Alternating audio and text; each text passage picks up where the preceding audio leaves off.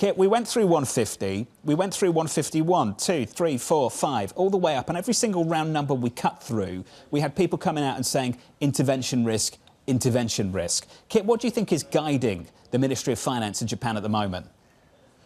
I think in part they're nervous about fighting a battle they can't really win. So, you know, the correlation between dollar yen and 10-year note yields is absurdly strong.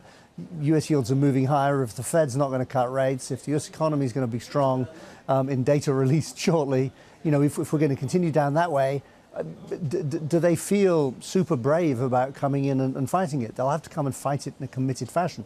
So they've been trying to just say, you know, we're watching it. And the trouble is, in a low volatility grind higher, the people who are buying dollar yen are extremely comfortable. They're not getting squeezed out at all.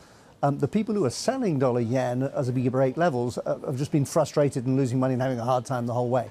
And the cheapness of the yen is monstrously evident for anybody who goes and stands in front of cherry blossom having their photo taken, or maybe who goes skiing.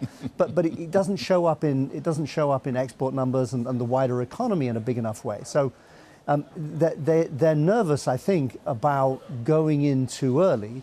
But as long as they do that at this point, that just risks the market getting the bit between the teeth and taking us to absurd levels. Because in the end, you know, the extremes of these big dollar yen cycles have done that time and time again. Extremes, absurd. Is there anything excessive or disorderly about 155? No, I don't think so. I think, look, you know, I mean, the first one I really thought about was the one in 95, when we'd moved down in a long cycle to 100 that sort of made sense. And then we went down from 100 to 80 extremely quickly and came back from 80 to 100 almost as fast. We've had a bunch of those since then, but that's disorderly. And at that point, you feel as if this is going to blow itself out and correct itself because it's going to push volatility up. Traders won't hold positions. At the moment, it's a low volatility grind and there's not much stopping it. The carry's still attractive, the message isn't changing, the central bank's not being aggressive enough.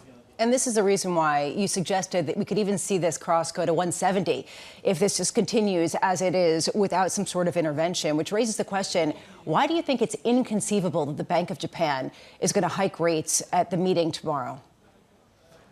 Because the arguments they've used in terms of their rate policy was to say, you know, having moved once, was to say we want to see now what's going to happen when we get the full set of spring labour market data. And so they're going to revise forecasts on inflation and on growth.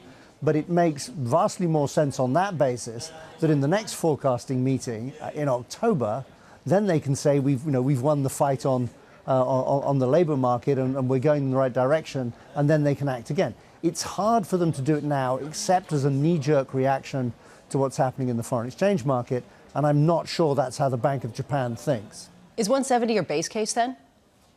No, 170 is what I'm looking at it saying. I don't have a base case in a world where this is out of control. 170 is literally, having broken 150, why wouldn't we go 20 figures higher? Because I've seen it half a dozen times in my career.